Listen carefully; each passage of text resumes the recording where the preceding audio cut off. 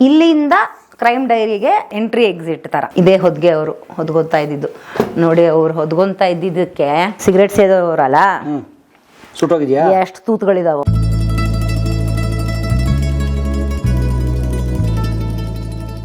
ಅವಾಗೆಲ್ಲ ಇದು crime diary ಟೈಮಿಂದು. ಅದಕ್ಕೆ ಇಟ್ಟಿದ್ದೀರಿ ಮೆಮೊರಿ? ಸುಮ್ಮನೆ ಇಟ್ಟಿದ್ದೀವಿ ಅಂದ್ರೆ ಅವ್ರು ನೋಡ್ತಿದ್ರಿ? ಅಂದ್ರೆ ನಾವು ಮಾನಿಟ್ರು ನೋಡೋದು. TCR ಬರಿಬೇಕಿತ್ತಲ್ಲ, ಅವಳು ಕೂತ್ಕೊಂಡು ಬರೆಯೋಕ್ಕೆ ಅಂತ ಉಪಯೋಗಿಸ್ಕೊಳ್ಳೋಳು. ಎಡಿಟ್ ಇಲ್ಲೇ ಆಗ್ತಿತ್ತು ಅದು? ಅದೇ ಇವಾಗ ಆ ಚೇಂಬರ್ ಇಲ್ಲ ತೋರಿಸ್ಲಿಕ್ಕೆ, ಅಪ್ಪನ ಚೇಂಬರೇ ಆಗ್ಬಿಟ್ಟಿದೆ ಅದೀಗ. ತೋರಿಸ್ತೀನಿ ನಿಮಗೆ. ಓಕೆ. ಸೊ ಇದು ಲೈಬ್ರರಿ. ಆಮೇಲೆ ಇದು ಮೀನಿನ ಪ್ರಿಯೆ. ಬಟ್ ಅಪ್ಪ ತೀರಿ ಹೋಗಿ 3/4 ಗಂಟೆಗೆ ಎಲ್ಲ ಮೀನುಗಳು ತೀರೋದು. ಕಾರ್ಗಿಲ್ ಫೋಟೋಗಳು. ಆಮೇಲೆ ಅದು Kargil photo. Kargil war time ಅದು. ಅವ್ರು ಹೇಳೋರಂತೆ ಅಲ್ಲಿ ಶೂಟ್ ಆಗ್ತಾ ಇರ್ಬೇಕಾದ್ರೆ ಅವ್ರಿಗೆ ಅಪ್ಪಂಗೆ ಸೋಲ್ಜರ್ಸ್ಗಳೆಲ್ಲ ಬಗ್ಬೇಕು, ಅಂದ್ರೆ ಮಲಗ್ಬಿಡ್ಬೇಕು ನೆಲಕ್ಕೆ, ಶೂಟ್ ಆಗ್ತಿದೆ ಅಂತ. ಫೋಟೋ ತೆಗಿಯೋಕ್ಕೆ ಅರ್ಜೆಂಟ್ ಮಾಡ್ತಾ ಇರ್ಬೇಕಾದ್ರೆ ಅರೆ ಸಾಲೆ ಮರ್ಜಾ ಹೋಗಕ್ಕೆ ಸೋಜಾವ್ ಅಂತ, ಬಿದ್ದೋಗೋ ಕೆಳಗೆ ಫಸ್ಟು ಅಂತ, ಲೈ ಡೌನ್ ಅಂತ. ಕಾರ್ಗಿಲ್ ಟೈಮಲ್ಲಿ ಅಪ್ಪಂಗೆ ಬುಲೆಟ್ ಹಿಂಗೆ ಪಾಸ್ ಆಗಿತ್ತು. ಒಂದು ಬುಲೆಟ್ ಹಿಂಗೆ ಮಂಡಿ ಚಿಪ್ಗೆ ಹಿಂಗೆ ಹೊಡೆದಿತ್ತು. ಅದು ಫೋನ್ ಮಾಡಿ ಹೇಳಿದರು. ಅವಾಗೆಲ್ಲ ಕರೆಕ್ಟಾಗಿ 12 ಗಂಟೆಗೆ ಒಂದು ಸತಿ ಫೋನ್ ಮಾಡೋರು, ರಾತ್ರಿ 8 ಗಂಟೆಗೆ ಒಂದು ಸತಿ ಫೋನ್ ಮಾಡೋರು. ಆರಾಮಾಗಿದ್ದೀನಿ, ಸೇಫಾಗಿದ್ದೀನಿ. ನಾವು ಕಾಯೋದು. ವರದಿ ಎಲ್ಲ ಫ್ಯಾಕ್ಸು. ಅವಾಗೆಲ್ಲ ಇದಿಲ್ಲ, ಮೇಲು ಮಾಡೋರು, ಇಮೇಲ್ ಇತ್ತು, ಇಮೇಲು ಮಾಡೋರು. ಮತ್ತು ಈ ಫ್ಯಾಕ್ಸು ಬರ್ದಂಗೆ ಫ್ಯಾಕ್ಸ್ ಕಳಿಸೋರು. ಅಲ್ಲಿ ಎಲ್ಲಿ ಹುಡುಕ್ತಾ ಇದ್ರು ಏನೋ ಹಾಗೆ. ಆಮೇಲೆ ಹಸುವು, ಅಲ್ಲಿ ಫುಡ್ಡು ಎಲ್ಲ ಅಡ್ಜಸ್ಟ್ ಆಗಬೇಕಲ್ಲ, ಆಗೋದಿಲ್ಲ ಕೆಲವುದು. ಆಮೇಲೆ ಅಪ್ಪಂಗೆ ಮಾಂಸಾಹಾರಿ ಆಗಿದ್ರೂ ಹಿಂಗಾಕಿ ಅಪ್ಪಟ ಬ್ರಾಹ್ಮಣರು ಸಾರು ಅದನ್ನು ತುಂಬ ಚಪ್ಪರಿಸ್ಕೊಂಡು ಎಂಜಾಯ್ ಮಾಡೋರು. ಬಟ್ ಇಲ್ಲಿ ಕಾರ್ಗಿಲ್ಗಳಲ್ಲಿ ಅಥವಾ ಅಫ್ಘಾನಿಸ್ತಾನಲ್ಲಿ ಅವೆಲ್ಲ ಏನಾದರೂ ಊಟ ಸೆಟ್ ಆಗ್ತಿರ್ಲಿಲ್ಲ ಅವ್ರಿಗೆ. ಶುಗರು, ಇನ್ಸುಲಿನ್ ತೊಗೋಬೇಕು. ಸೊ ಇನ್ಸುಲಿನ್ ತೊಗೊಂಡ್ರೆ ತಿನ್ನಲೇಬೇಕು, ತೊಗೊಳ್ದೇ ಇದ್ದರೆ ಶುಗರ್ ಏರುಪೇರು. ಸೊ ಇದನ್ನೆಲ್ಲ ಮಾಡ್ತಾ ಇರಬೇಕಾದ್ರೆ ಸುಮ್ಮನೆ ತಮಾಷೆಗೆ ಹೇಳ್ತೀನಿ, ಒಂದು ರೆಸ್ಟೋರೆಂಟಿಗೆ ಹೋಗ್ತಾರೆ ಕಾರ್ಗಿಲಲ್ಲಿ, ಹೋಗಿ ಮೆನು ಕೇಳ್ತಾರೆ. ಅಲ್ಲೆಲ್ಲ ಬರ್ದಿರೋದು ಉರ್ದುಲಿ. ಇವರು ಅದು ಓದಕ್ಕೆ ಬರ್ತಾ ಇಲ್ಲ, ಇಂಗ್ಲೀಷ್ ಏನು ಬರೋದೇ ಇಲ್ಲ ಯಾರಿಗೂ. ಸೊ ಇವರು ಏನಮ್ಮ ಏನು ಕೊಡು ಏನಾದರೂ ಅಂತ, ಏನು ಬೇಕು, ಕ್ಯಾ ಚಾಹಿಯೆ ಅಂತಂದಾಗ ಕ್ಯಾ ಹೈ ಇಸ್ಮೆ ಕ್ಯಾ ಅಂದರೆ ಅವ್ರು ಹೇಳಿ ಇಂಗ್ಲೀಷಲ್ಲಿ ಹೇಳು, ನಂಗೆ ಅರ್ಥ ಆಗುತ್ತೆ ಅಂತ ಅವ್ರು ಹೇಳ್ತಾರೆ. ಅಂದರೆ ಘೋಷ ಚಿಕನ್ ಹಂಗೆ ಹೇಳಿದರೆ ಗೊತ್ತಾಗ್ತಿತ್ತು. ಅವಳು ಹೇಳಿದಾಳೆ ಏನೋ ಟಾಂಗ್ ಅಂದಿದ್ದಾಳೆ. ಇದೇನು ಟಾಂಗ್ ಅಂತವಳಲ್ಲ, ನಾನು ಏನು ತಿಂದೇ ಇಲ್ಲ ಯಾವತ್ತೂ, ಈ ಟಾಂಗ್ನ ಕೊಡು ಅಂತ ಕೇಳಿದ್ದಾರೆ. ಅವಳೇನು ಮಾಡ್ಬೇಕು, ದನದೊಂದು ಇಷ್ಟುದ ನಾಲ್ಗೆ ಟಂಗ್ ಅಂತ ಇರೋದವಳು. ಟಂಗ್ನ ಟಾಂಗ್ ಅಂತ ಇದ್ದಾಳು ಅವಳು. ನಮ್ಮಪ್ಪ ಏನೋ ಟಾಂಗು ತಿಂದೇ ಬಿಡೋಣ ಬಿಡು ನೋಡೋಣ ಅಂತ, ಅದು ನೋಡೋಣ ದನದ ನಾಲ್ಗೆ ಅದನ್ನು ತಗೊಂಡು ಬಂದಿದ್ಲಂತೆ. ಆ ಥರದ್ದೆಲ್ಲ ಘಟನೆಗಳಲ್ಲಿ ಅನುಭವಿಸಿದ್ದಾರೆ. ಕೆಲವು ಮಜವಾಗಿರೋದು ಇದ್ದಾವೆ, ಭಯಂಕರವಾಗಿರೋವು ಇದ್ದಾವೆ. ಲೈಫ್ ತುಂಬ ರಿಸ್ಕ್ ತೊಗೊಂಡಿದ್ದಾರೆ. ತುಂಬ ತೊಗೊಂಡಿದ್ದಾರೆ ಸರ್. ಅವ್ರಿಗೆ ಅದೇ ಒಂದು ಕಿಕ್ ಕೊಡ್ತಾ ಇತ್ತು. ಲಾಸ್ಟಲ್ಲಿ ಪುಲ್ವಾಮಾಗೆ ಹೋದ್ರಲ್ಲ ಸರ್, ನಿಲ್ಲಕ್ಕಾಗ್ತಿರ್ಲಿಲ್ಲ ಅವ್ರಿಗೆ. ಆ ಟೈಮಲ್ಲಿ ಹೋದ್ರು. ಆ ಥರ ಎಲ್ಲ ನುಗ್ಗೋರು. ಪತ್ರಕರ್ತರು ಅಂದರೆ ಏನು ಯೋಧಂಗೆ ಸಮಾಧಾನ. ಯಾವ ಯೋಧನೂ ಯಾವ ಪತ್ರಕರ್ತನೂ ಯೋಧನಿಗಿಂತ ಕಡಿಮೆ ಇಲ್ಲ. ಆ ಮನಸ್ಥಿತಿ ಇರಬೇಕು. ಕೂತಲ್ಲಿ ಬರೀತಾನೆ ಅಂದರೆ ಅವ್ನು ಪತ್ರಕರ್ತನೇ ಅಲ್ಲ. ಆ ಸ್ಪಾಟಿಗೆ ಹೋಗಬೇಕು. ಜನಕ್ಕೆ ನೀನು ಸುದ್ದಿ ತಲುಪಿಸ್ಬೇಕು ಅಂತಂದರೆ ನೀನು ಕಣ್ಣಲ್ಲಿ ಏನು ಗ್ರಹಿಸ್ತೀಯ, ಕಿವಿಲಿ ಯಾವನೋ ಹೇಳಿದನ್ನು ಕೇಳಿಸ್ಕೊಂಡು ಬರೋದ್ರೆ ಅದು ಪತ್ರಕರ್ತರ ಲಕ್ಷಣ ಅಲ್ಲ, ಅವನು ಪತ್ರಕರ್ತನೇ ಅಲ್ಲ. ನೀನು ಹೋಗಲ್ಲಿ ಕಣ್ಣಲ್ಲಿ ಸಣ್ಣದನ್ನು ಗ್ರಹಿಸಿ ಬರೆಯೋದಿದೆಯಲ್ಲ, ಅದು ಪತ್ರಕರ್ತನ ನಿಜವಾದ ಲಕ್ಷಣ ಅಂತ ಯಾವಾಗೂ ಹೇಳೋರು. ಅದಕ್ಕೆ ಜಾಗಗಳಿಗೆ ನುಗ್ಗೋರು ಅವರು. ಬನ್ನಿ ಬಾಸ್ ಕ್ಯಾಬಿನ್ ನೋಡೋಣ. ಎಸ್, ನಾನು ಮನಸ್ಸೇ ಇದ್ದಾಗ ಅಲ್ಲಿ ಕೂರ್ತಾ ಇದ್ದೆ. ಅಲ್ಲೇ. ಹಾಂ, ಓಕೆ. ಈಗ ಸದ್ಯಕ್ಕೆ ಅದು ನಮ್ಮ ಎಡಿಟಿಂಗ್ ಸ್ಟುಡಿಯೋ ಥರ, ಎಡಿಟಿಂಗ್ ಸಿಸ್ಟಮ್. ಅವ್ನು ನಮ್ಮ ಎಡಿಟರ್ ಉತ್ತಮ್ ಅಂತ. ಮೇಡಮ್ ಇದು ಫೋಟೋ? ಹಾಂ, ಇದು ಫೇಮಸ್ ಫೋಟೋ. ನಮ್ಮ ಎಲ್ಲ ಕಡೆ ಒಳಗಡೆನೂ ಇದೆ. ಓಕೆ, ಯಾರಿದು ಫೋಟೋಸ್? ನಮ್ಮ ಅಜ್ಜಿ ಪಾರ್ವತಮ್ಮ, ಅಪ್ಪ ರವಿ ಬೆಳಗೆರೆ ಮಗುವಾಗಿದ್ದಾಗ. ಹಾಂ, ಸೂಪರ್. ಅಲ್ಲ ಕರೆಕ್ಟು, ನಿಮ್ಮ ತಂದೆ ಹೇಳ್ತಾ ಇದ್ರಲ್ಲ ನಿಮ್ಮ ತಾಯಿಗೆ ತುಂಬ ಸುಂದರಿ ನೋಡಿ ನಿಮ್ಮ ಅಜ್ಜಿ. ನೋಡಿ ಇವರು ರವಿ ಬೆಳಗೆರೆ ಅವ್ರ ತಾಯಿ ನೋಡಿ ಎಂಥ ಟ್ರೆಡಿಷ್ನಲ್ ಫೋಟೋ ತೆಗೆಸಿದ್ದಾರೆ ಅವ್ರಾಗ. ಈಗ ನಾನಿದು ಹಾಕಿರೋದು ಅನುಮತಿ ಇಲ್ಲದೆ ಯಾರಿಗೂ ಪ್ರವೇಶವಿಲ್ಲ ಅಂತ. ಇಲ್ಲಿ ಹಾಕಿರೋರು ನನ್ನನ್ನು ಅರ್ಧ ಗಂಟೆ ಯಾರು ಮಾತನಾಡಿಸಬೇಡಿ ಅಷ್ಟೇ. ಇದನ್ನ ನೋಡಿ ನಾವು ಯಾರು ಒಳಗಡೆ ಹೋಗಂಗಿಲ್ಲ.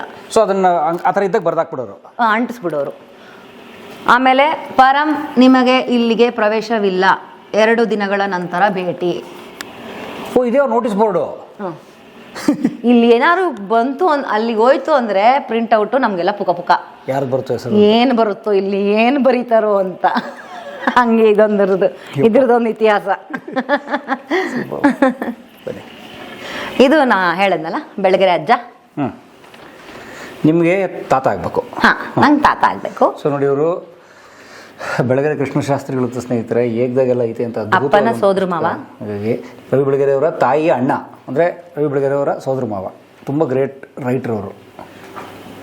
ನಾನು ಆಗಲೇ ಹೇಳಿದ್ನಲ್ಲ, ಇದಕ್ಕೆ ಹೇಳಿದ್ದು ನಾನು. ಅಜ್ಜಿಯ ವಿಗ್ರಹನ ತುಂಬ ಚೆನ್ನಾಗಿ ಕೆತ್ತನೆ ಮಾಡಿದ್ದಾರೆ. ಇದಕ್ಕೆ ಕುಂಕುಮ ಇಡಲೇಬೇಕಿತ್ತು, ಮತ್ತೆ ಮಲ್ಲಿಗೆ ನಾವು ಹಾಕ್ತೀವಿ, ಒಕೇಶನ್ ಬಂದಾಗ ಹಾಕ್ತೀವಿ. ಅದು ರವಿ ಬೆಳಗೆರೆ ಅವರು. ಹಾಂ, ಇದನ್ನ ಅರ್ಜೆಂಟಾಗಿ ಪಾಪ ಯಾರೋ ಮಾಡಿಕೊಟ್ರು. ತುಂಬ ಪ್ರೀತಿಯಿಂದ ಅಪ್ಪನ ನನ್ನ ಹುಟ್ಟಿದ ಹಬ್ಬದ ದಿವಸ ಅಲ್ಲ, ನನ್ನ ಹುಟ್ಟಿದ ಹಬ್ಬದ ದಿವಸ ಮಾಡಿಕೊಟ್ರು. 2 ದಿನದಲ್ಲಿ ಮಾಡಿದ್ದಾರೆ ಪಾಪ. ಶಿವಶಂಕರ್ ಅಂತ ಅವ್ರ ಹೆಸರು. Very good. ಶಿವಶಂಕರ್ ಅವರು ತುಂಬ ಚೆನ್ನಾಗಿ ಮಾಡಿ. ಸ್ವಾಗತ ಬೆಳಗೆರೆ ಸರ್ ಕ್ಯಾಬಿನ್ಗೆ. ಪರ್ಸನಲ್ ಸ್ಪೇಸ್ ಇದು, ರವಿ ಬೆಳಗೆರೆ ಅವರ ವೈಯಕ್ತಿಕ ಆಫೀಸ್ ಇದು. ಎಲ್ಲಿ ಕೂರ್ತಿದ್ರು? ಇಲ್ಲಿ ಸೇಮ್ ಇದೆ, ಫೇಸಿಂಗು ಇದೆ. ಇಲ್ಲಿ ಕೂತ್ಕೋತಾ ಇದ್ರು ಯಾವಾಗಲೂ. ಅದನ್ನೇ ಹಿಂಗೆ ತಟ್ಟಿ ನನ್ನ ಯೌವನ ಇಲ್ಲಿ ನಾನು ಕಳೆದಿದ್ದೀನಿ. ಯಾಕಂದ್ರೆ ಆಚೆನೇ ಹೋಗಿಲ್ಲ, ಬರಿತಾನೇ ಇರೋರಲ್ಲ ಅವರು. ಅವರ 36ನೇ ವರ್ಷಕ್ಕೆ ಹಾಯ್ ಬ್ಯಾಂಗ್ಳೂರ್ ಸ್ಟಾರ್ಟ್ ಆಗುತ್ತೆ. 36ನೇ ವಯಸ್ಸಿಗೆ. ಅವ್ರಿಗೆ 36ನೇ ವಯಸ್ಸಿಗೆ. ಅಲ್ಲಿವರೆಗೂ ಯವನ ಎಂಜಾಯ್ ಮಾಡೋಕ್ಕೆ ದುಡ್ಡಿಲ್ಲ. ಅಳು ಮಕ್ಕಳು. ಅಪ್ಪ ಬೇಗ ಮದುವೆ ಆಗ್ತಾರೆ. 21ಕ್ಕೆ ಅಕ್ಕ ಹುಟ್ಟುತ್ತಾಳೆ. ನಮ್ಮ 24ಕ್ಕೆ ನಾನು ಹುಟ್ಟುತ್ತೀನಿ. ಸೊ ಸಂಸಾರದ ಜಂಜಾಟ 20ರಲ್ಲೇ ಸ್ಟಾರ್ಟು. 20ರಿಂದ 36ರವರೆಗೂ ಕಷ್ಟ, ಬಡತನ, ಒದ್ದಾಟ, ನೋವು, ಹಸಿವು, ಅವಮಾನ ಎಲ್ಲ. ಸೊ 36ಕ್ಕೆ ಇಲ್ಲಿ ಬಂದು ಕೂತ್ರು ಹಾಯ್ ಬ್ಯಾಂಗ್ಳೂರ್. ಈ 36ಕ್ಕೆ ಇಲ್ಲಿಗೆ ಬರಲಿಲ್ಲ. ಆಮೇಲೆ 36ಕ್ಕೆ ಸಿಂಬಾಲಿಕ್ಲಿ ಇಲ್ಲಿ ಬಂದರು. ಹೌದು, ಸಂಪಾದಕ ಹಾಯ್ ಬ್ಯಾಂಗ್ಳೂರ್ಗೆ ಆದರು. ಓಕೆ. ಅದೇ ಅವಾಗ ಹಿಂಗೆ ತಟ್ಟಿ ಹೇಳೋರು, ನನ್ನ ಯೌವನ ನಾನು ಇಲ್ಲಿ ಕಳೆದಿದ್ದೀನಿ, ಇದಕ್ಕೆ ಪ್ರತಿಫಲ ಸಿಗುತ್ತೆ ಅಂತ ಹೇಳೋರು. ಶಾಲೆ ಎಲ್ಲ ಇನ್ನೂ ಆಗಿಲ್ಲ ಆ ಟೈಮಲ್ಲೆಲ್ಲ, ಹಂಗೆ ಎಲ್ಲ ಮಾಡೋರು. ಅವಾಗೆಲ್ಲ ಈ ಸಿಸ್ಟಮ್ ಎಲ್ಲ ಅವರು ಇಟ್ಕೊಳ್ತಾನೆ ಇರಲಿಲ್ಲ, ಉಪಯೋಗಿಸ್ತಾನೆ ಇರಲಿಲ್ಲ. ಅವರು ಕಂಪ್ಯೂಟರ್ ಬರ್ತಿತ್ತು ಅವ್ರಿಗೆ? ಬರ್ತಾನೂ ಇರಲಿಲ್ಲ. ಸೊ ಅವ್ರು ಕಂಪ್ಯೂಟರ್ ಟಚ್ ಮಾಡ್ಕೊಂಡು ಇವತ್ತು ನಾನು ಬರವಣಿಗೆನೂ ನಂದು ಕೈ ಇದೇ ರೈಟಿಂಗ್ ಪ್ಯಾಡು, ಇದೇ ಅಪ್ಪಂದು ಪೆನ್ನು. ಆಮೇಲೆ ಈ ರೈಟಿಂಗ್ ಪ್ಯಾಡ್ ಬಿಟ್ರೆ ಬೇರೆ ಯಾವ ರೈಟಿಂಗ್ ಪ್ಯಾಡು ಅಪ್ಪ ಬಳಸಲ್ಲ. ಇದೇ ರೈಟಿಂಗ್ ಪ್ಯಾಡ್ ಅವ್ರಿಗಾಗಬೇಕು, ಮತ್ತು ಇದೇ ಪೆನ್ ಆಗಬೇಕು. ನಾನು ಇವಾಗ ಇದರಲ್ಲೇ ಬರೆಯೋದು. ಸೊ ಇದು ಅಪ್ಪಂದು.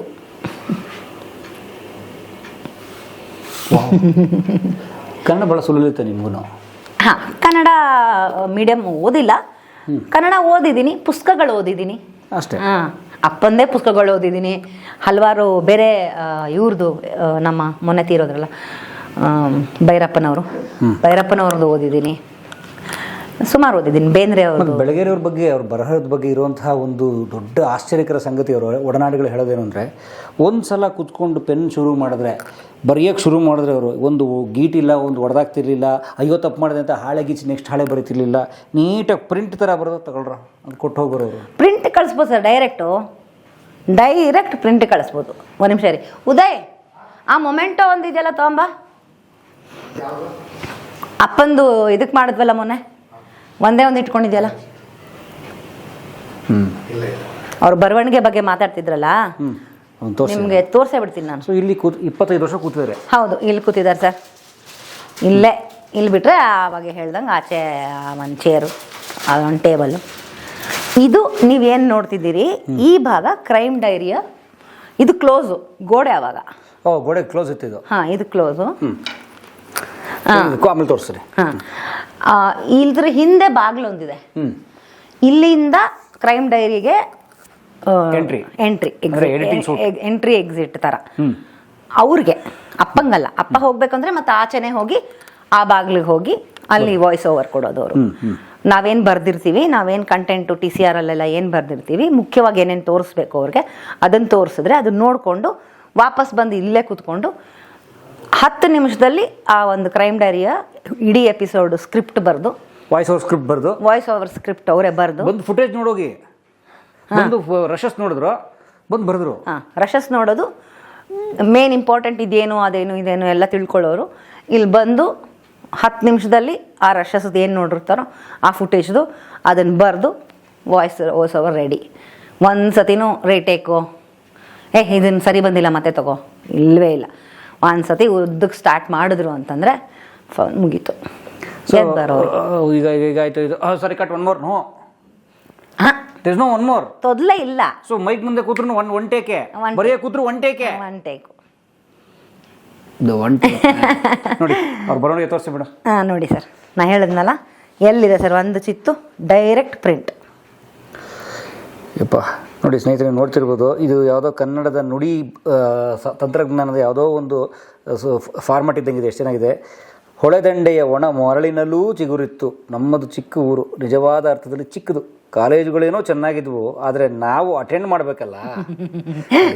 ನೋಡಿ, ಒಂದು ಕೆಲವ್ರದ್ದು ಏನು ಬರ್ತಾನಪ್ಪ ಏನೋ ಪದ ಅಂತ ಅರ್ಥ ಆಗಲ್ಲ, ಇಲ್ವೇ ಇಲ್ಲ. ನೋಡಿ, anybody can read. Wow. So ಇದನ್ನು ನಾನು ಮೊನ್ನೆ ಒಂದು ಪುಸ್ತಕ ಬಿಡುಗಡೆ, ನಾನು ಹೇಳಿದ್ನಲ್ಲ ನಾನೇ ಬರೆದಿರೋ ಪುಸ್ತಕ, ಆ ಪುಸ್ತಕ ಬಿಡುಗಡೆ ದಿವಸ ಏನು ಕೊಡೋದು, ಎಲ್ಲರೂ ಹಸಿರು ಕೊಡ್ತಾರೆ, ಬೊಕ್ಕೆ ಕೊಡ್ತಾರೆ, ಕೆಲವರು ಹಸಿರು ಬೆಳೆಸ್ತಾರೋ ಏನು ಮಾಡ್ತಾರೋ, ಊರಿಂದ ಬಂದಿರ್ತಾರೆ, ಊರಿಗೆ ಹೋಗೋಷ್ಟ್ರಲ್ಲಿ ಅದೇ ಹಾಳಾಗೋಗಿರುತ್ತೆ. ಸೊ ಅಂಥವೆಲ್ಲ ಆಗುತ್ತೆ. ಇದಾದ್ರೆ ಪರ್ಮನೆಂಟ್ ಆಗಿ ಚೆನ್ನಾಗಿದೆ, ನೆನಪಿರುತ್ತೆ. ಮತ್ತೆ ಅದು ಓದ್ಬೋದಲ್ಲ. ಹೌದು, ಓದ್ಬೋದು. ಒಂದು ಪುಟ ಒಂದು ಕಡೆ ನೇತು ಹಾಕ್ಬೋದು. ಎಲ್ಲೋ ಸೂಪರ್. ರವಿ ಬೆಳಗೆರೆ ಅವರನ್ನ ಹಸ್ತಾಕ್ಷರ ಒಂದು ಅಭಿಮಾನದಿಂದಲೋ ಪ್ರೀತಿಯಿಂದಲೋ ನೋಡ್ತಾ ಇರೋರು ಇದನ್ನ ತುಂಬಾ ಮಾಡ್ತಿದ್ದೆ. ಯಾಕಂದ್ರೆ ಅಭಿಮಾನಿಗಳು ಬರ್ತಾರೆ ಅಂತ ಗೊತ್ತಿತ್ತು, ಎಲ್ಲ ಹೋಯ್ತು, ಒಂದು ಉಳಿಸ್ಕೊಂಡ್ವಿ. ಓಕೆ. ಈಗ ಸದ್ಯಕ್ಕೆ ಅಪ್ಪ ಇಲ್ಲಿ ಮಲಗ್ತಿದ್ರು. Last days. ಓಕೆ. ನಾನು ಇಲ್ಲಿ ಆ ಟಿವಿ ಏನಿತ್ತು ಅದು ಇಲ್ಲಿತ್ತು. ಯಾಕಂದ್ರೆ ಅವ್ರಿಗೆ ಮಲ್ಕೊಂಡು ನೋಡೋಕೆ ಆಂಗಲ್ ಸರಿ ಹೋಗ್ಬೇಕು ಅದು ಇದು ಅಂತ ಹೇಳಿ ಅವ್ರೇನ್ ಮಾಡೋರು, ಟಿವಿ ಇದೆಲ್ಲ ಇರಲಿಲ್ಲ, ಇದು ಆ ಕಡೆ ಸೈಡಲ್ಲಿ ಇತ್ತು. ಇಲ್ಲಿ ಒಂದು ಆ ಟಿವಿನೇ, ಇಲ್ಲಿ ಟಿವಿಗೆ ಒಂದು ಸ್ಟ್ಯಾಂಡು ಅದಿತ್ತು. ನಾ ಹೇಳಿದ ರ್ಯಾಕ್ ಬಿದೋಯ್ತು ಅಂದಲ್ಲ, ಅದು ಇಷ್ಟು ಇತ್ತು ಸರ್. ಗೋಡೆ ಫುಲ್ಲು ರ್ಯಾಕ್ ಇತ್ತು. ಅದು ಹೆಂಗೆ ದಬಾರ್ ಅಂತ ಬಿತ್ತು ಅಂತಂದರೆ ಅವತ್ತು ಆ ಮನುಷ್ಯ ಪಾಪ ಪೇಂಟರ್ ಕಾಲ ಮೇಲೆ ಬೀಳ್ಬೇಕಿತ್ತು, ಪುಣ್ಯಕ್ಕೆ ತಪ್ಪೋಯ್ತು, ಹಾಗೆ ಇದಾಯಿತು. ಸೊ ಇವಾಗ ಸದ್ಯಕ್ಕೆ ಇದೊಂದು ಎಕ್ಸ್ಟ್ರಾ ಇದಿತ್ತು ಟೇಬಲ್, ಈ ಟೇಬಲ್ ಎಲ್ಲ ಇತ್ತು. ಇದೆಲ್ಲ ಇದು ಎಕ್ಸ್ಟ್ರಾ ನಾನು ಇವಾಗ ಇಟ್ಕೊಂಡಿರೋದು ನನಗೆ ಎಮರ್ಜೆನ್ಸಿಗೆ ಅಂತ. ನಾನು ಇಲ್ಲಿ ಬುಧವಾರ ಕೆಲಸ ಮುಗಿಸಿ ನನಗೆ ಮುಗಿಸಿ ಫೈನಲ್ ಮಾಡಿ ನಾನೆಲ್ಲ ಮಾಡಿ ನನಗೆ 1 hour ಟೈಮ್ ಸಿಗುತ್ತೆ. ಅವರೆಲ್ಲ ಕಂಪೋಸು ಅದೇ ಪ್ರೂಫು ಅದೆಲ್ಲ ಮಾಡಿ ನನಗೆ ಕೊಡೋ ಅಷ್ಟರಲ್ಲಿ ನಾನು ಇಲ್ಲಿ ಮಲ್ಕಿರ್ತೀನಿ ಅಪ್ಪನ ಹಾಸಿಗೆಲಿ. ಇದೇ ಹೊದ್ಗೆ ಅವರು ಹೊದ್ಕೊತಾ ಇದ್ದಿದ್ದು ನೋಡಿ. ಅವ್ರು ಹೊದ್ಕೊತಾ ಇದ್ದಿದ್ದಕ್ಕೆ ಸಿಗರೇಟ್ ಸೇದೋರಲ್ಲ, ಸುಟ್ಟೋಗಿದ್ಯಾ? ಎಷ್ಟು ತೂತುಗಳಿದಾವೋ ನೋಡಿ. ಇಲ್ಲಿದೆ ತೂತ್ ನಂಬರ್ 1 ನೋಡಿ. ಎಚ್ಚರ ತಪ್ಪು ಇಟ್ಬಿಡೋರು, ಅಂದ್ರೆ ಸೇತ ಮಲಗ್ಬಿಡೋರು, ಗೊತ್ತಾಗ್ತಿರ್ಲಿಲ್ಲ ಅವ್ರಿಗೆ. ಸದ್ಯ ಸುಟ್ಟು ಬೆಂಕಿ ಕೈಯೆಲ್ಲ ಸುಟ್ಟುಕೊಂಡಿದ್ದಾರೆ ನೋಡಿ, ಬರೀ ತೂತುಗಳೇ. ನೀವು ಚೇಂಜ್ ಮಾಡಕ್ಕೂ ಹೋಗಿಲ್ಲ? ನಂಗೆ ನಾ ಅವ್ರನ್ನೇ ಹೊದ್ಕೊಂಡಿದ್ದೀನಿ ಅನ್ನೋ ಫೀಲ್ ನನಗೆ. ಸೂಪರ್. ಹಿಂಗೆ ವೆರಿ ನೈಸ್. ನಾವ್ ಹೇಳ್ಬೇಕು, ಅಪ್ಪ ಸಿಗರೇಟು ಮುಗಿತಾ ಇದೆ, ಬೇರೆ ಕೊಡ್ಲಾ, ಸುಟ್ಟೋಗುತ್ತೆ. ಚೈನ್ ಸ್ಮೋಕರ ಸೇತಾ ಇರ್ಲಿಲ್ಲ, ಹಚ್ಕೋಬೇಕಷ್ಟೇ. ಸೇದವರು 1-2 ಪಫ್ ಸೇದವರು ಒಂದು ಸಿಗರೇಟ್ ಅಲ್ಲಿ ಕೈಯಲ್ಲಿ ಇರ್ಲೇಬೇಕಾದ್ರೆ. ಈ ಕಡೆ ಪೆನ್ನು ಎಡಗೈಲಿ ಸಿಗರೇಟ್. ಬರಿತಾ ಇರೋರಲ್ಲ, ತಲೆ ಬಗ್ಸಿ ತುಟಿ ಇಟ್ಕೊಂಡು ನಮ್ಗೆ ಹೊರಗೆ ಸ್ಟಾರ್ಟ್ ಮಾಡಿದ್ರೆ ಎತ್ತಾ ಇರಲಿಲ್ಲ. ಇದಿಲ್ಲಿ ಸುಟ್ಟಾಗ ಅವ್ರಿಗೆ ಅಂತ ಹೇಳಿ ಮತ್ತೆ ಇನ್ನೊಂದು ಹಚ್ಕೊಂಡು ಇಟ್ಕೊಂಡು ಬರೆಯೋದು. ಅಷ್ಟು ತನ್ಮಯ. ಮುಳುಗ್ಬಿಟ್ರು ಅವರು, ಧ್ಯಾನನೇ. ಏನು ಮೇಡಮ್ ಹಂಗಿತ್ತು. ಹೌದು, ಸಿಗರೇಟ್ ಬಂದು ಸುಡಬೇಕಿತ್ತು ಅವ್ರ ಕೈ. ಅಷ್ಟು ಗೊತ್ತಾಗ್ತಿರ್ಲಿಲ್ಲ ಅವ್ರಿಗೆ, ಸುಟ್ಟು ಹೋಗ್ಬಿಡ್ಬೇಕು. ಮಲಗಿದಾಗ ಪಕ್ಕದಲ್ಲಿ ನಾವು ಇದ್ದೇ ಇರ್ತಿದ್ವಿ, ಯಾಕಂದರೆ ಸಿಗರೇಟ್ ಹಚ್ಕೊಂಡೇ ಮಲ್ಗೋರು ಅವರು. ಸೇತಾರೋ ಬಿಡ್ತಾರೋ ಭಯ ನಮಗೆ. ಇದು ಕಾಲೇದ್ರೆ ಮತ್ತೊಂದು ಚೂರು ಕಾಲೇದ್ರೆ ಮಲಗಿಬಿಟ್ಟಿದ್ರೆ ಫುಲ್ ಡೀಪ್ ಸ್ಲೀಪಲ್ಲೆಲ್ಲ ಇದ್ದರೆ ಎಚ್ಚರ ಆಗಿಲ್ಲ ಅಂದರೆ ನಾವು ನಿಧಾನಕ್ಕೆ ಅದನ್ನು ತೆಗೆದು ಅಷ್ಟ್ರಲ್ಲಿ ಹಾಕ್ಬಿಡ್ತಿದ್ವಿ. ಇದು ಅವರ ಅಷ್ಟೇ, ಇದ್ರೊಳಗಡೆ ಹಾಕ್ತಿದ್ವಿ. ಓಕೆ. ಗಾಜಿಂದ. ಓಕೆ. ಅಲ್ಲ ನಾನು ಹೇಳೋದು, ಈಗ ಉದಾಹರಣೆ ಹಿ ಈಸ್ ರೈಟಿಂಗ್ ಸೊ ಬರೀತಿದ್ದಾರೆ, ಇದು ಮುಗೀತು, ಇನ್ನೊಂದು ಹಚ್ಚೋರು, ಹೌದು. ಒಂದು ಅರ್ಧ ಗಂಟೆ ಬಿಡೋಣ ಇಲ್ಲ, ಇನ್ನೊಂದು ಹಚ್ಕೊಂಡು ಒಂದು 2 ಪಫ್ ಹೊಡೆದ್ರು ಮತ್ತೆ ಅದು ಸುಡಬೇಕದು, ಮತ್ತದು ತಾಕಬೇಕು, ಮತ್ತೆ ಅಯ್ಯೋ ಅಂತ ಬಿಸಾಕೋದು, ಮತ್ತೆ ಇನ್ನೊಂದು ಹಚ್ಕೊಡೋದು, ತರದು 2 puff. Drink continues on table? On table writing ಟೈಮ್ನು ಇಲ್ಲ, ಒಂದು ಸತಿನೂ ಅದು ಶುರು ಮಾಡೋಕೆ ಮುಂಚೆ ಬೆಳಗ್ಗೆ ತೊಗೊಂಡ್ಬಿಡೋರ ಅಥವಾ ಇಲ್ಲ, ಬೆಳಗ್ಗೆ ತೊಗೊಂಡ್ಮೇಲೆ ಬರೆಯೋದು ಹೆಂಗೆ? ಸೊ ಬರೀತಿದ್ದಾರೆ ಅಂದರೆ ಅವ್ರು ಕುಡ್ದಿಲ್ಲ ಪಕ್ಕ. ಬರೆದ್ರೆ ಅವ್ರ ಅಕ್ಷರಗಳು ಹಿಂಗೆ ಬರ್ತಾ ಇರಲಿಲ್ಲ, ಬರೆಯೋಕ್ಕೆ ಆಗ್ತಾನೆ ಇರಲಿಲ್ಲ. ಕುಡಿದ್ರು ಅಂದರೆ ಅವತ್ತೇನು ಏನು ಕೆಲಸ ಇಲ್ಲ. ಏನು ಮಲಗಿದ್ದಾರೆ ಅಂತನಾ? ಕುಡಿತಾ ಇದ್ದಾರೆ ಅಷ್ಟೇ. ಅದೇ ಬೇರೆ ಸೆಷನ್ ಅದು ಅಷ್ಟೇ. ಬರೆಯೋದು ಅದು ಮಿಕ್ಸ್ ಇಲ್ಲ, ಅದೇ ಕೆಲಸ. ಎರಡೂ ಮಿಕ್ಸ್ ಮಾಡೇ ಇಲ್ಲ ಅವರು. ಬರವಣಿಗೆಯಲ್ಲಿ ಏನೋ ಕ್ರಿಯೇಟಿವಿಟಿ ಬರುತ್ತೆ, ಕುಡಿದಾಗ ಅವೆಲ್ಲ ಸೀನ್ ಇಲ್ಲ, ಅವೆಲ್ಲ ಏನೂ ಇಲ್ಲ. ಬರವಣಿಗೆ ಅಂದರೆ ಶುದ್ಧವಾಗಿ ಕೂತು ಪೂಜೆ ಮಾಡೋ ಥರ ಬರೆಯೋರು. ಬರವಣಿಗೆ ಮುಗೀತಾ? ರಿಲ್ಯಾಕ್ಸ್ ಮಾಡೋ ಟೈಮಲ್ಲಿ ರಿಲ್ಯಾಕ್ಸ್. ವಾರದಲ್ಲಿ 3 ದಿನ ಕುಡಿಯೋರು. ಓ, ಈ ಜನ ಇದನ್ನೆಲ್ಲ ಗಾಸಿಪ್ ಮಾಡ್ತಾರಲ್ಲ, 24 ಅವರ್ ಕುಡಿದಿರೋರು 365 ದಿನ. ಅವೆಲ್ಲ ಸೀನೇ ಇಲ್ಲ. ಹಂಗೆಲ್ಲ ಇದಕ್ಕೆ ಇಷ್ಟೆಲ್ಲ ಸಾಧನೆ ಮಾಡೋಕ್ಕಾಗ್ತಿತ್ತಾ? ಹಂಗಿಲ್ಲ. ವಾರಕ್ಕೆ 3 ದಿನ ರಿಲ್ಯಾಕ್ಸೇಷನ್ ಅವ್ರದ್ದು. ಥರ್ಸ್ಡೇ ಆದರೆ ನಮ್ಮ ಫ್ಯಾಮಿಲಿ ಎಲ್ಲರೂ ಊಟಕ್ಕೆ ಕರ್ಕೊಂಡು ಹೋಗೋರು, ಮತ್ತೆ ಕುಡಿಯೋರು. ಔಟ್ಡೋರ್. ಹಾಂ, ಒಂದೇ ಜಾಗ, ಏಟ್ರಿಯಾ. ಇವಾಗ ಅದು ಏನೋ ಬೇರೆ ರ್ಯಾಡಿಸನ್ ಆಗಿದೆ. ಹಾಂ, ಮಾರಾಣಿಸ್ ಕಾಲೇಜ್ ಹತ್ರ. ಹೌದು, ಏಟ್ರಿಯಾಗೆ ಹೋಗಬೇಕು, ಯಾಕಂದರೆ ಅಲ್ಲಿ ಗಜಲ್ಗಳು ಹಾಡ್ತಾರೆ ಲೈವ್ ಆಗಿ. ಓ ಹೌದಾ? ಓಕೆ. ತಿಜೋರಿ ಅಂತ ಒಂದು ಸೆಕ್ಷನ್ನು, ನಿಂಗೆ ಹಾಡಬೇಡ ಅಂದರೆ ಬೇರೆ ಮಾಮೂಲಿ ಟೇಬಲ್ಲು, ಆ ಥರದ ಒಂದು ಸೆಕ್ಷನು. ನಾವು ತಿಜೋರಿಗೆ ಹೋಗ್ತಿದ್ವಿ. ಗಜಲ್ ಕೇಳುತ್ತೆ? ಗಜಲ್ ಲೈವ್ ಕೇಳಲ್ಲ, ಹಾಡ್ತಾರೆ. ವಾವ್. ಗಾಯಕರೇ ಬಂದು ಹಾಡ್ತಾರೆ. Very nice. ಓಕೆ. ಸೊ ನಾವು ಚೀಟಿ ಬರೆದು ಈ ಹಾಡು ಹಾಡಿ ಅಂದರೆ ಅವ್ರು ಆ ಹಾಡು ಹಾಡ್ತಾರೆ. ವಾವ್. ಸೊ ಅಪ್ಪ ಅವ್ರಿಗೆ ಅದೆಷ್ಟೋ 10,000 ಏನು ಕೈಯಲ್ಲಿ ಏನು ಸಿಗುತ್ತೆ, ಜೇಬು ಹಾಕಿ ಎಷ್ಟು ಸಿಗುತ್ತೋ ಅಷ್ಟು ಕೊಟ್ಟು ಬಂದ್ಬಿಡ್ತಾ ಇದ್ರು. ಗುರುವಾರ ಅವ್ನು ರಜಾ ಆಗ್ತಾನೆ ಇರಲಿಲ್ಲ, ಯಾಕಂದ್ರೆ ನಾವು ಬೆಳಗ್ಗೆ ಬರ್ತಾರೆ, ಆಮೇಲೆ ಟಿಪ್ಸ್ ಕೊಡ್ತಾರೆ. ಯಾಕಂದ್ರೆ ಗುರುವಾರ ಪೇಪರ್ ಪ್ರಿಂಟ್ ಆಗಿ ಸರ್ಕ್ಯುಲೇಟ್ ಆಗ್ಬಿಡೋದು. ಸೊ ಬುಧವಾರ ನೈಟ್ ಅವ್ರಿಗೇನು ಕೆಲಸ ಇರಲಿಲ್ಲ. ಬುಧವಾರ ನೈಟ್ ಅವ್ರ ಕೆಲಸ ಮುಗಿದ್ಬಿಡೋದು, ಅಥವಾ ಗುರುವಾರ ಅರ್ಲಿ ಮಾರ್ನಿಂಗ್ ಮುಗಿದ್ಬಿಡುತ್ತೆ. ಅರ್ಲಿ ಮಾರ್ನಿಂಗ್ ಮುಗಿಯೋದು. ಸೊ ಗುರುವಾರ ಈಸ್ ರಿಲ್ಯಾಕ್ಸ್ಡ್. ಸೊ ನಮ್ಮನ್ನ ಸಾಯಂಕಾಲ ನಾವೆಲ್ಲ ರೆಡಿ, ಏಟ್ರಿಯಾ, ಎಲ್ಲರೂ ಏಟ್ರಿಯಾಗ ಹೋಗೋ, ಕಾರ್ ತುಂಬ್ಕೊ ಹೋಗು ಅಷ್ಟೇ. ಎಲ್ಲರೂ ಕರ್ಕೊಂಡು ಹೋಗು. ಎಲ್ಲ ಗುರುವಾರ full day he was drunk? ಇಲ್ಲ, ಹೋಟೆಲ್ಗೆ ಹೋದ್ಮೇಲೆ ಕುಡಿಯೋದು. ಡ್ರೈವ್ ಅವರೇ ಮಾಡ್ತಿದ್ರು, ಡ್ರೈವರ್ ಇರಲಿಲ್ಲ. ನಮ್ಮನ್ನೆಲ್ಲ ಅವರೇ ಡ್ರೈವ್ ಮಾಡ್ಕೊಂಡು ಕರ್ಕೊಂಡು ಹೋಗೋರು. ನೀಟಾಗಿ ಕುಡಿಯೋದು ಅಂದರೆ ಕುಡ್ಕೊಂಡು ತೇಲಾಡ್ಕೊಂಡು ಹಂಗೆಲ್ಲ ಕುಡಿತಾ ಇರಲಿಲ್ಲ. ಫ್ಯಾಮ್ಲಿ ಎಲ್ಲ ಇತ್ತಲ್ಲ. ಆಮೇಲೆ ಅವರೇ ಮನೆ ಕರ್ಕೊಂಬರ್ಬೇಕು ವಾಪಸ್ಸು. ಮನೆಗೆ ಬಿಟ್ಟು ಮತ್ತೆ ಆಫೀಸು? ಇಲ್ಲ, ಅವತ್ತು ನಮ್ಮ ಮನೇಲೆ. ಇನಿಷಿಯಲಿ ನಾನು ಹೇಳ್ತಿರೋದು ಇದು initial days of high Bengaluru. Initial days of high Bengaluru. ಇದನ್ನು ಸತತವಾಗಿ ಒಂದು 10 ವರ್ಷ ಮಾಡಿದ್ದಾರೆ. Thursday he is with us, on Friday, Saturday ಅವ್ರದ್ದು, ಸಂಡೇ ಅವ್ರದ್ದು. ಸಂಡೇ ಕಂಪ್ಲೀಟ್ ರಿಲ್ಯಾಕ್ಸ್, ನಿದ್ದೆ ಇಲ್ವಾ, ಕೆಲಸ, ರಜಾ ಅವೆಲ್ಲ ಏನು. ಸ್ಟಾಫ್ಗೂ ರಜಾ ಇಲ್ಲ ಸಂಡೇಸು, ಯಾವ ಹಬ್ಬಕ್ಕೆ ರಜಾ ಇಲ್ಲ. ಎಲ್ಲ ಹಬ್ಬ ಎಲ್ಲ ಸ್ಟಾಫ್ ಅವರು ಹೈ ಬೆಂಗಳೂರಲ್ಲೇ ಮಾಡಿದ್ದಾರೆ. ವರಮಹಾಲಕ್ಷ್ಮಿ ಹುಡುಗಿರೆಲ್ಲ ಹೈ ಬೆಂಗಳೂರಲ್ಲೇ ಮಾಡಿದ್ದಾರೆ. ದೇವ್ರನ್ನ ಕೂರಿಸಿ ಪೂಜೆ ಮಾಡಿ ಎಲ್ಲ ಮಾಡಿ, ಬಾಸ್ ಬಂದು ಸ್ವೀಟ್ಗಳು, ಅವ್ರು ಸ್ವೀಟ್ ತಿಂತಾರಲ್ಲ, ಶುಗರ್ ಅಲ್ಲ, ಮಾಮ ಅಂತ ಮುಟ್ಬಿಟ್ಟು ತಲುಪ್ತು ನನಗೆ ಅಂತೇಳಿ ವಾಪಸ್ ಬರೋರು. ಆಯುಧ ಪೂಜೆ ದಿವಸ ಕೂಡ ನಮ್ಗೆ ರಜಾ ಇರ್ತಿರ್ಲಿಲ್ಲ. ಹಾಫ್ ಡೇ ಕೊಡೋರು, ಎಲ್ಲ ಪೂಜೆ ಮಾಡಿ. ಈಗ ಮೊನ್ನೆ ಆಯುಧ ಪೂಜೆ ಆಗಿತ್ತಲ್ಲ, ಅದಕ್ಕೆ ನಿಮ್ಗೆ ಇದೆಲ್ಲ ಕಾಣಿಸ್ತಾ ಇರೋದು, ಈ ಬೊಟ್ಟು ಗಿಟ್ಟೆಲ್ಲ ಅದೆಲ್ಲ ಕಾಣಿಸ್ತಾ ಇರೋದು. ಓಕೆ. ಸೋಮವಾರ, ಮಂಗಳವಾರ, ಬುಧವಾರ ವರ್ಕಾಲಿಕ್, ಯಾರು ಮಾತಾಡ್ಸಂಗಿಲ್ಲ, ವರ್ಕ್. ಗುರುವಾರ ಫ್ಯಾಮಿಲಿ ಟೈಮ್, ಶುಕ್ರವಾರ, ಶನಿವಾರ, ಭಾನುವಾರ ಬೆಳಗ್ಗೆ ಇರೋ ಟೈಮ್, ಹಿಸ್ ಟೈಮ್. ಅವ್ರ ಕೆಲಸನಾರು ಮಾಡ್ಬೋದು, ಕುಡ್ತಾನಾರು ಕುಡಿ ಇರ್ಬೋದು, ಅಷ್ಟೇ. ಅದು ಅವ್ರ ಚಾಯ್ಸು, ಅದು ಅವ್ರದ್ದು ಇಷ್ಟ. ಸೊ ಸೋಮವಾರ, ಮಂಗಳವಾರ, ಬುಧವಾರ ಪತ್ರಿಕೆ ಓದುಗರಿಗೆ. ಹೌದು. ಆಮೇಲೆ ಶನಿವಾರ ವಿಸಿಟರ್ಸ್ ಡೇ. ಅವಾಗ ವಿಸಿಟಿಂಗ್ ಡೇ, ಅಲ್ಲಿ ಬರೋರು ಜನ ನೋಡಬೇಕು ಅಂದರೆ ಶನಿವಾರ ಬನ್ನಿ ಅನ್ನೋರು. ಶನಿವಾರ ಫ್ರೀ ಇರೋರು, ಇಲ್ವಾ ಭಾನುವಾರ ಬನ್ನಿ. ಕೆಲವರು ವರ್ಕಿಂಗ್ ಎಲ್ಲ ಇರ್ತಾರೆ, ಅವ್ರಿಗೆ ಡೇ ಆಗಲ್ಲ ಸರ್ ನಮಗೆ, ಭಾನುವಾರ ಬನ್ನಿ, ಆಫೀಸಿಗೆ ಬರ್ತೀನಿ ಅಂತ. ಸೊ ವಿಸಿಟರ್ಸ್ ಡೇ ಶನಿವಾರ ಅಥವಾ ಭಾನುವಾರ. ಆವಾಗಲೂ ಬೆಳಗ್ಗೆಯಿಂದ ಎಲ್ಲ ಏನು ಕುಡಿಯೋಕ್ಕಾಗ್ತಿರ್ಲಿಲ್ಲ. ಅವ್ರನ್ನೆಲ್ಲ ಮಾತಾಡಿಸಿ, ಎಲ್ಲ ಅವ್ರನ್ನ ಸಮಾಧಾನ ಮಾಡೋ, ಅವ್ರಿಗೇನು ಪರಿಹಾರ ಇದೆಯೋ ಅದೇನೋ ಮಾಡಿಸಿ, ಅಥವಾ ಸುಮ್ಮನೆ ಮಾತಾಡ್ಕೊಂಡು ಹೋಗಿ ಬಂದೆ ಸರ್, ಈ ಪುಸ್ತಕ ತೊಗೊಂಡಿದ್ದೆ, ಆಟೋಗ್ರಾಫ್ ಬೇಕು ಸರ್, ಅವರೆಲ್ಲ ಅವ್ರದ್ದು ಟೈಮು ಅಂತ ಏನಿತ್ತೋ ಅದು ಮುಗಿಸ್ಕೊಂಡು ಆಮೇಲೆ he would start is own game.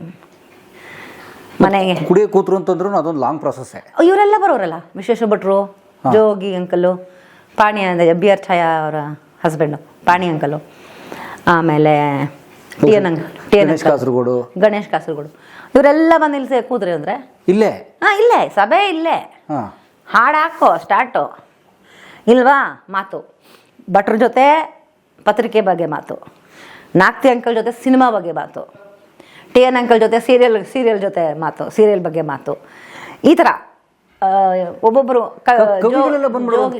ಹೌದು ಕವಿಗಳೆಲ್ಲ ಬರೋರು, ಲಕ್ಷ್ಮಣರಾವ್ ಬಿ ಆರ್ ಲಕ್ಷ್ಮಣರಾವ್ ಅವರೆಲ್ಲ ಬಂದ್ಬಿಡೋರು. ಅವಿನಾಶ್ ಪ್ರಕಾಶ್ ರೈ ಜೊತೆ ಕೂತ್ಕೋತಿದ್ರು ಅಂತ ಕೇಳ್ತೀವಿ. ಅವಿನಾಶು, ಪ್ರಕಾಶ್ ರೈ, ಮಾಳವಿಕಾ, ಅಪ್ಪ, ಇವರು ಒಂದು ವಲಯ, ಅದರಲ್ಲಿ ಮಾಳವಿಕಾ ಅವರು ಎರಡು ಕಡೆನೂ ಇರೋರು. ವಿಶ್ವೇಶ್ವರ ಭಟ್ರ ತಂಡದಲ್ಲೂ ಇರೋ, ಅಂದರೆ ಅಪ್ಪ ಸೆಷನ್ ಮಾಡಿದಾಗ ಆ ತಂಡದಲ್ಲೂ ಇರೋರು. ಮಾಳವಿಕಾ ಅವರು ಪ್ರಕಾಶ್ ರೈ ಮತ್ತು ಅವಿನಾಶ್ ಸರ್ ಬಂದಾಗೂ ಅವ್ರ ಜೊತೆನೂ ಇರೋರು. ಸೊ ಆ ಥರ ದೊಡ್ಡನಾಟ ಇತ್ತು ಅಪ್ಪಂಗೆ. ಸೊ ನೋಡಿ, ಗೌರಿ ಲಂಕೇಶ್ ಕೂಡ ಬರೋರು, ಅಂದರೆ ಡ್ರಿಂಕಿಂಗ್ ಪಾರ್ಟ್ನರ್ ಆಗಿ ಅವರು ಬರೋರು. ಅವರು ರಮ್ ಕುಡಿತಿದ್ರು. ನೋಡಿ, ನಾನು ಹೇಳ್ತೀನಿ, ಈಗ ತುಂಬ ಜನ ಅಂತಾರೆ ರವಿ ಬೆಳಗೆರೆ ಇಷ್ಟೆಲ್ಲ ದುಡಿದು ಎಂಜಾಯ್ ಮಾಡದೆ ಹೋದರು ಅಂತ. ಆದರೆ ಇಷ್ಟೆಲ್ಲ ಮಾಡಿನೂ 62 ವರ್ಷ ಒಬ್ಬ ಮನುಷ್ಯ ಬದುಕೋದು ಅಂತಂದರೆ is it not small thing. How much is trained is body. 100 ವರ್ಷದ ಸ್ಟ್ರೈನ್ ಆಲ್ರೆಡಿ ಮಾಡಿದ್ರು. 100 ವರ್ಷದ ಕೆಲಸ ಮಾಡಿಬಿಟ್ಟಿದ್ರು. 100 ವರ್ಷದ ಕೆಲಸನೂ ಮಾಡಿದ್ದಾರೆ. 100 ವರ್ಷಕ್ಕೆ ಆಗಬೇಕಾಗಿರೋ ದಂಡನೆ ಏನು ದೇಹಕ್ಕೆ, ಇದಕ್ಕೆ ಏನು ಏಜ್ ಆಗಬೇಕು ಅಷ್ಟು ಅವರು ಆಲ್ರೆಡಿ 62ನಲ್ಲೇ ಆಗ್ಬಿಟ್ಟಿದ್ದಾರೆ. ಅದೊಂದು. ಜೊತೆಗೆ ಎಂಜಾಯ್ಮೆಂಟ್ ಇಲ್ಲ ಅಂತ ಯಾರು ಹೇಳಿದ್ರು? ಇಷ್ಟು ಜನ ಬರೋರಲ್ಲ, ಅವ್ರು ಯಾವಾಗ ಕೊನೆ ಲಾಸ್ಟಲ್ಲಿ ತೀರಾ ನಡೆಯೋಕ್ಕೆ ಒಬ್ಬರನ್ನ ಹಿಡ್ಕೊಂಡು ನಡಿಬೇಕು ಅನ್ನೋ ಬರೋರಲ್ಲ, ಆ ಥರ ಸ್ಟೇಜಲ್ಲಿ ಇದ್ದಾಗ ಇವ್ರುಗಳೇ ಅವಾಯ್ಡ್ ಮಾಡಿಬಿಟ್ರು. ಜೋಗಿ ಅಂಕಲ್ ಆಗಿರ್ಬೋದು, ಅಥವಾ ಅಷ್ಟೊತ್ತಿಗೆ ವಿಶ್ವೇಶ್ವರ ಭಟ್ರು ಕಾಂಟ್ಯಾಕ್ಟ್ ಇರಲಿಲ್ಲ, ಟಿ ಎನ್ ಅಂಕಲು ಮತ್ತು ನಾಕ್ತಿ ಅಂಕಲು, ಇವ್ರುಗಳೇ ಅವಾಯ್ಡ್ ಮಾಡಿದ್ರು. ನಾವು ಹೋಗಿ ಎಣ್ಣೆ ಡ್ರಿಂಕ್ ಮಾಡ್ತಾ ಇರಬೇಕಾದ್ರೆ ಆ ಮನುಷ್ಯ ಬಿಟ್ಟಿದ್ದಾನೆ, ಆ ಮನುಷ್ಯ ಮಾತ್ರೆಯಿಂದ ಹಿಂಗೆ ಆಡ್ತಿದ್ದಾನೆ, ಜನ ಕುಡ್ಕೊಂಡು ಹಿಂಗೆ ಆಡ್ತಿದ್ದಾನೆ ಅಂತ ಅನ್ಕೊಳ್ತಾರೆ. ನಾವು ಹೋಗಿ ಅವ್ರಿಗೆ ಟೆಂಪ್ಟ್ ಆದರೆ with tablet and alcohol, too dangerous. ನಾನು as a friend we should not do it ಅಂತ. ಆಗ ಅವರೆಲ್ಲ ಬರೋದು ನಿಲ್ಲಿಸ್ಬಿಡ್ತಾರೆ. ಅವ್ರು ಬರೋದು ನಿಲ್ಲಿಸ್ದಾಗ್ಲೇ he will start feeling very lonely. ಬೆಳಗ್ಗೆ ಹೊತ್ತು ಬರೋಣ ಅಂದರೆ ಅವ್ರಿಗೆ ಕೆಲಸ, ಅವ್ರು ಬೆಳಗ್ಗೆ ಹೊತ್ತು ಭೇಟಿ ಮಾಡೋದು ಬರೋದು ಕಷ್ಟ. ಅವ್ರಿಗೆ ಗುಂಡು ಹಾಕೋ ಟೈಮಲ್ಲಿ ಅಪ್ಪ ಬಿಟ್ಟುಬಿಟ್ಟಿದ್ದಾರೆ. ಮೊದಲಿತ್ತಲ್ಲ, ಬಿಟ್ಟರೆ ನಾನು ಎಳ್ನೀರಾರು ಕುಡ್ಕೊಂಡಿರ್ತೀನಿ, ನೀವು ನಿಮ್ಮ ಪಾಡಿಗೆ ನೀವು ಕುಡೀರಿ ಅನ್ನೋ ಆ ಮನಸ್ಥಿತಿ ಇರಲಿಲ್ಲ. ಅದನ್ನು ಅವ್ರು ಗೇಜ್ ಮಾಡಿಕೊಂಡ್ರು ಆ್ಯಸ್ ಎ ಫ್ರೆಂಡ್ಸ್. ಇಲ್ಲ, ನಾವು ಹೋದರೆ ತಪ್ಪಾಗತ್ತೆ, ರವಿಗೆ ಟೆಂಪ್ಟ್ ಆಗಿಬಿಡುತ್ತೆ, ಒಂದೇ ಒಂದು ಪೆಗ್ಗು ಅಂತ ಸ್ಟಾರ್ಟ್ ಆದರೆ ಅದು ನಿಲ್ಸೋಕ್ಕಾಗಲ್ಲ, ಅದು ಅನುಭವಿಸೋದು ನಮಗೂ ಗೊತ್ತು, ನಾವು ಬಿಡಕ್ಕೆ ಟ್ರೈ ಮಾಡಿ ಒಂದು ಪೆಗ್ಗು ಅಂತ ಹೇಳೋದು ಬಿಡೋಕ್ಕಾಗಿಲ್ಲ, ಕಡಿಮೆ ಮಾಡ್ಕೊಂಡಂತೂ ಬಂದಿದ್ದೀವಿ ನಾವು, ಈ ಮನುಷ್ಯ ಯಾಕೋ ತುಂಬಾ ಅನಾರೋಗ್ಯ ಥರ ಅನ್ನಿಸ್ತಾ ಇದೆ, ನಾವು ಹೋಗೋದು ಬೇಡ ಅಂತ. ಆವಾಗ he feels very lonely. That's why he depends on me. ನನ್ನ ಮೇಲೆ ತುಂಬ ಡಿಪೆಂಡ್ ಆಗ್ಬಿಡ್ತಾರೆ. ಓಕೆ, ಎಮೋಷ್ನಲ್ ಇವೆಂಟ್ ಬೇಕು, ಯಾರೋ ಒಂದು ಹೇಳ್ಕೊಳಕ್ಕೊಬ್ರು ಬೇಕಲ್ಲ. ಆಮೇಲೆ ಜಡ್ಜ್ ಮಾಡಲ್ಲ, ಇವರು ಯಾರೂ ಜಡ್ಜ್ ಮಾಡ್ತಿರ್ಲಿಲ್ಲ ಅಪ್ಪನ. ನಾನು ಯಾಕೆ ನಮ್ಮ ಅಪ್ಪನ ಜಡ್ಜ್ ಮಾಡ್ತೀನಿ? ನಾನು ಅವ್ರು ಏನು ಹೇಳಿದ್ರು ಜಡ್ಜ್ ಮಾಡ್ತಾ ಇರಲಿಲ್ಲ. ನಾನು ಹಿಂಗೆ ಮಾಡಿಬಿಟ್ಟಿದ್ದೆ ಮಗಳೇ ಆ ವಯಸ್ಸಿನಲ್ಲಿ, ಕಾಲೇಜಲ್ಲಿ ಅಂಥವ್ರು ಏನೋ ಒಂದು ಹೇಳಿದ್ರೆ, ನಮ್ಮಪ್ಪ ಹಿಂಗೆ ಮಾಡ್ಬಿಟ್ಟಿದ್ರಾ, ಸರಿ ಇಲ್ಲ ನಮ್ಮಪ್ಪ ಅನ್ಬಿಡೋದು, ಆ ಥರ ಜಡ್ಜ್ಮೆಂಟಲ್ಲಿ ಆಗ್ಬಿಡೋದಲ್ಲ, ಆಗ್ತಿರ್ಲಿಲ್ಲ. ಅಯ್ಯೋ ನಾನು ಭಯಂಕರ ಪೋಲಿ ಇದ್ದೆ, ಸಿಗರೇಟು ಬಿಡಿ ಸೇದ್ಕೊಂಡು ಮೇಲ್ಗಡೆ ಏನು ಮರ ಹತ್ತಿ ಸೇದ್ತಾ ಇರ್ತಿದ್ದೆ, ಅಮ್ಮನ ಹತ್ರ ಸಿಕ್ಕಾಕೊಂಡೆ. 14ನೇ ವಯಸ್ಸಲ್ಲಿ ಸಿಗರೇಟ್ ಸೇದಿದ್ದಾರೆ ಅವರು, 16-17ಕ್ಕೂ ಕುಡ್ದಿದ್ದಾರೆ. ಸೊ ಅದೆಲ್ಲ ಗೊತ್ತಾಗಿ ಓಡಿಸ್ಕೋಬೇಕಲ್ಲ ಅಮ್ಮ ಹತ್ರ. ನಾನು ಇಷ್ಟೆಲ್ಲ ಕೆಲಸ ಒದ್ದಾಡ್ತಾ ಇದ್ದೀನಿ ನಿನ್ನನ್ನು ಸಾಕಕ್ಕೆ ಬೆಳೆಸೋಕ್ಕೆ, ನೀನು ನೋಡಿದ್ರೆ ಈ ದಾರಿ ಹಿಡಿತಾ ಇದೆಯಾ ಅಂತ ಬೈತಾರೆ ಅಂತ ಅದನ್ನೆಲ್ಲ ಹೇಳೋರು.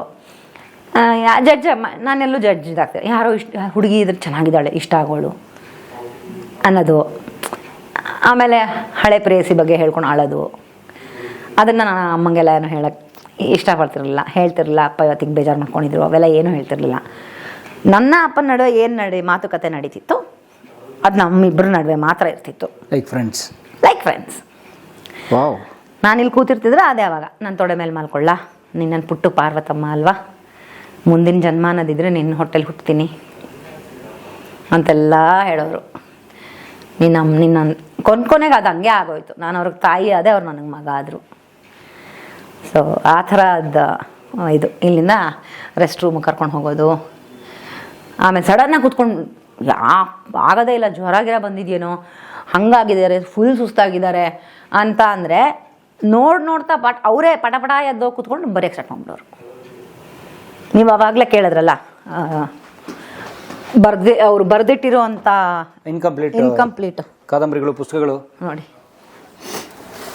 ಇದು ಬಿಡಿ ಇಲ್ಲಿ ಖುಷ್ವಂತ್ ಸಿಂಗ್ ಬೇಕಾಗಿದ್ದೇನೆ ಒಬ್ಬ ಮಗ, ಇನ್ಕಂಪ್ಲೀಟ್. ಖುಷ್ವಂತ್ ಸಿಂಗ್ ಅವ್ರ ರೈಟ್ಸ್ ತಗೊಂಡು ನೋಡಿ ಬರ್ತಾರೆ. ಹೌದು, ಇದೆಲ್ಲ ಇದು ಬೆಳಗೆರೆ ಅವರ ಇನ್ಕಂಪ್ಲೀಟ್. ಯಾವುದು ಲೀಗಲ್ ಒಪಿನಿಯನ್ ಬಿಡಿ.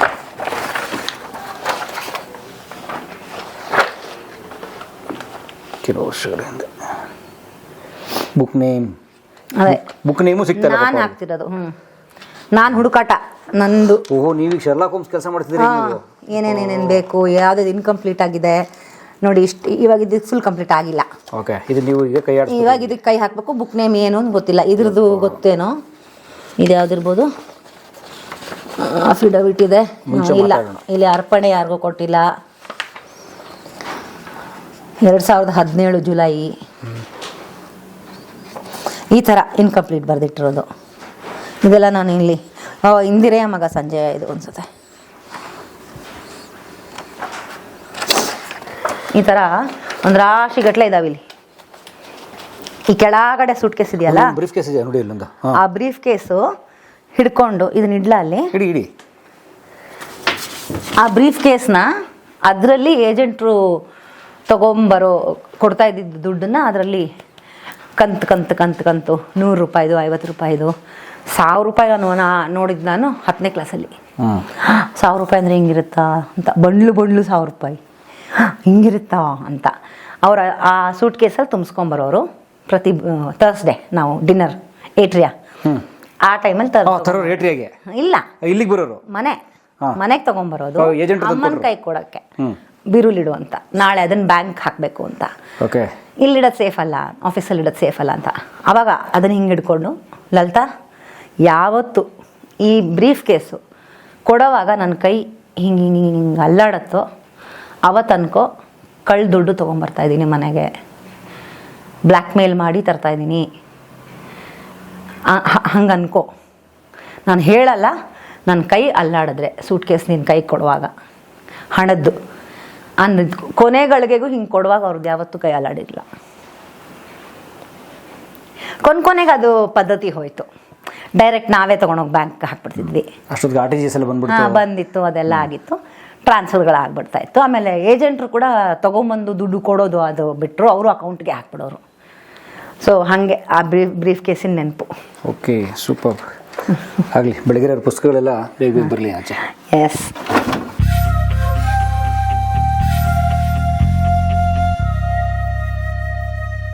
ಎಲ್ಲರೂ ಕಲಾ ಮಾಧ್ಯಮ ಮನೆ ಮಾತಾಗಿರೋ ಅಂಥದ್ದು ಯೂಟ್ಯೂಬ್ ಚಾನಲ್ಲು. ನಮ್ಮ ಮನೆಯಲ್ಲಿ ನನ್ನ ಗಂಡ ಟಿವಿ ಆನ್ ಮಾಡಿದ್ರೆ ಕಲಾ ಮಾಧ್ಯಮ ಹಾಕೊಳ್ಳೋದು, ಯಾಕಂದರೆ ಅಷ್ಟು ಇನ್ಫಾರ್ಮೇಷನ್ಸ್ ಇರ್ತವೆ. ಸೊ ಹಾಗಾಗಿ ತಾವುಗಳು ಅಷ್ಟೇ ಇನ್ಫಾರ್ಮೇಷನ್ಸ್ ಬೇಕು, ವ್ಯಕ್ತಿಗಳ ಬಗ್ಗೆ ಪರಿಚಯ ಬೇಕು ಅಂತಂದರೆ ಕಲಾ ಮಾಧ್ಯಮಕ್ಕೆ ಸಬ್ಸ್ಕ್ರೈಬ್ ಆಗಿ ಬೆಲ್ ಬಟನ್ ಒತ್ತಿ ಅವರಿಗೆ ಸಪೋರ್ಟ್ ಮಾಡಿ. ಇವರ ಕಲಾ ಮಾಧ್ಯಮ ಎಲ್ಲ ಕಡೆ ತುಂಬ ಹಬ್ಬಿ ಇನ್ನೂ ಹೆಮ್ಮರವಾಗಿ ಬೆಳಿಬೇಕು ಅಂತ ನಾನು ಕೇಳ್ಕೊತೀನಿ. ವಿಡಿಯೋ ನೋಡಿದ್ದಕ್ಕೆ ನಿಮಗೆ ತುಂಬ ಧನ್ಯವಾದಗಳು. ಪುಸ್ತಕಗಳನ್ನು ಓದು ಮನಸ್ಸನ್ನು ಅರಳಿಸುತ್ತೆ, ಬುದ್ಧಿಯನ್ನು ಚುರುಕು ಮಾಡುತ್ತೆ, ಕಾಣದ ಹೊಸ ಲೋಕವನ್ನು ಪರಿಚಯಿಸುತ್ತೆ. ಹಾಗಾಗಿ ಓದುವ ಸಂಸ್ಕೃತಿ ಹೆಚ್ಚಾಗ್ಲಿ. ಧನ್ಯವಾದ.